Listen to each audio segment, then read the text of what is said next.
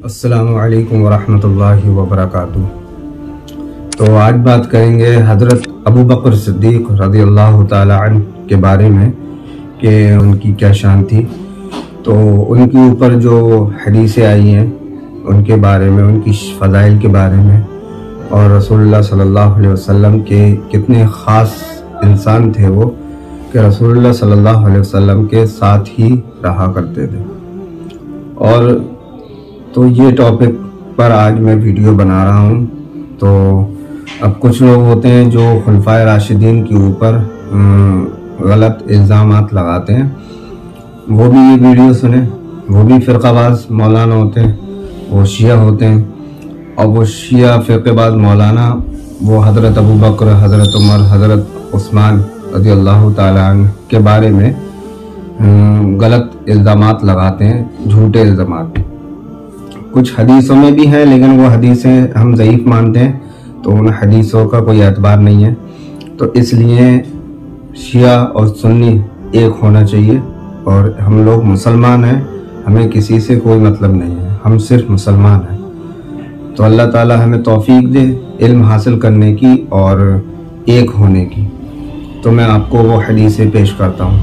तो एक दफ़ा रसूलुल्लाह सल्लल्लाहु अलैहि वसल्लम कुआं पर बैठे हुए थे जो कि बाग में था, और बाग का एक दरवाज़ा भी था जो जिसके अंदर थे रसूलुल्लाह सल्लल्लाहु अलैहि वसल्लम एक सहाबी के साथ। तो वो सहाबी कहते हैं कि मैंने देखा कि गेट पर दस्तक देने की आवाज़ आई, तो मैं गया, मैंने पूछा कौन, तो उसने फरमाया मैं अबू बकर। तो फिर रसूलुल्लाह सल्लल्लाहु अलैहि वसल्लम के पास आए वो सहाबी और फरमाया कि हज़रत अबू बकर हैं।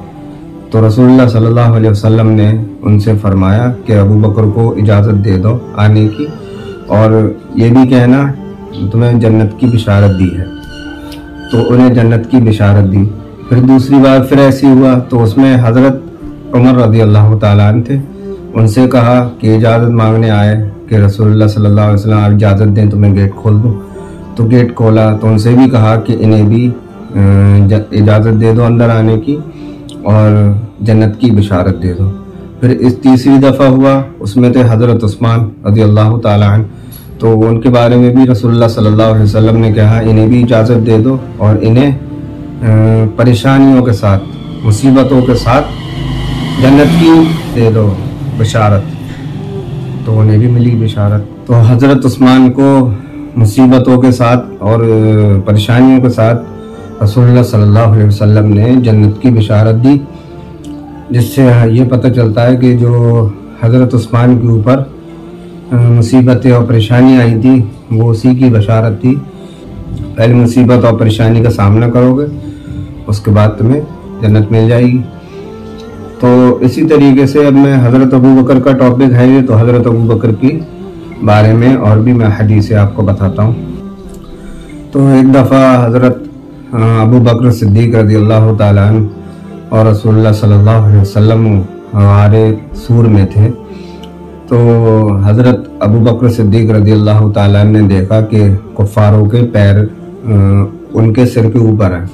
वो गुफ़ा में थे तो वो दिख रहे थे ऊपर। रसूलुल्लाह सल्लल्लाहु अलैहि वसल्लम से उन्होंने फरमाया कि अगर इन कुफ़ारों ने अपने पैर उठाए तो ये लोग हमको देख लेंगे।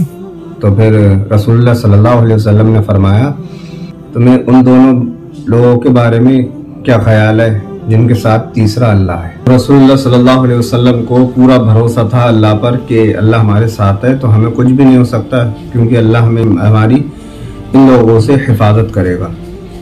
तो अब मैं आपको दूसरी हदीस बताता हूँ कि हज़रत अबू बकर की क्या शान है।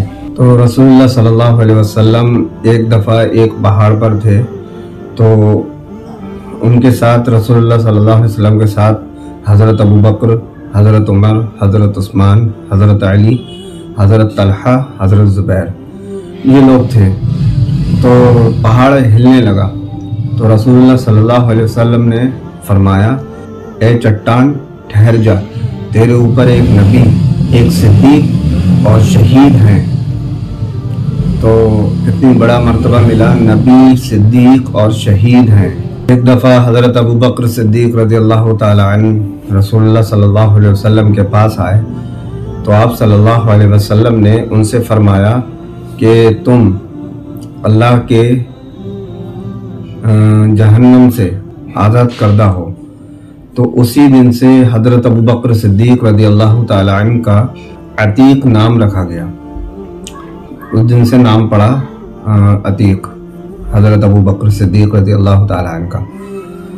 तो हज़रत अबू बकर की हमेशा से दीन की खिदमत रही है और शुरू से लेकर रसूलुल्लाह सल्लल्लाहु अलैहि वसल्लम के साथ रहें और रसूलुल्लाह सल्लल्लाहु अलैहि वसल्लम की उन्हें एक एक बात पर इतना पक्का भरोसा हुआ करता था कि वो फिर दूसरी राय रखते ही नहीं थे। तो हज़रत उमर तक कहा करते थे कि है अबू बकर आप यह क्या कर रहे हैं। तो वो कहते थे जो काम रसूलुल्लाह सल्लल्लाहु अलैहि वसल्लम ने कहा है वो हमेशा मतलब जारी रहेगा। तो अब मैं आपको एक और हदीस पेश करता हूँ। तो एक दफ़ा रसूलुल्लाह सल्लल्लाहु अलैहि वसल्लम ने 10 सहाबाओं को जन्नत की बिशारत दी।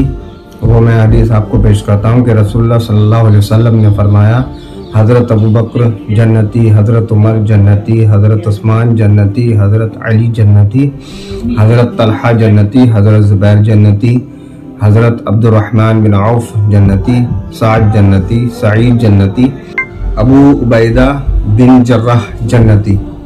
तो ये 10 सहाबा हैं जिनको रसूलुल्लाह सल्लल्लाहु अलैहि वसल्लम ने जन्नत की बिशारत दी है।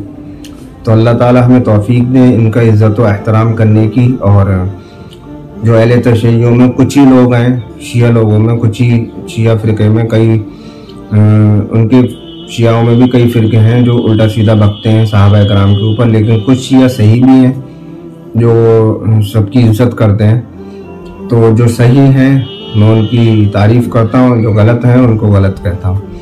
हम लोगों में सुन्नियों में जो हैं 3 फ़िरक़े हैं जिसमें अहले हदीस, देवबंदी और बरेलवी। ये तीनों फ़िरक़े सहाबा कराम की इज्जत करते हैं और हज़रत आयशा की भी, लेकिन सिर्फ अहले तशय्युओं में कुछ ही लोग पाए जाते हैं जो गाली शिया होते हैं। अस्सलामु अलैकुम व रहमतुल्लाहि व बरकातुहू।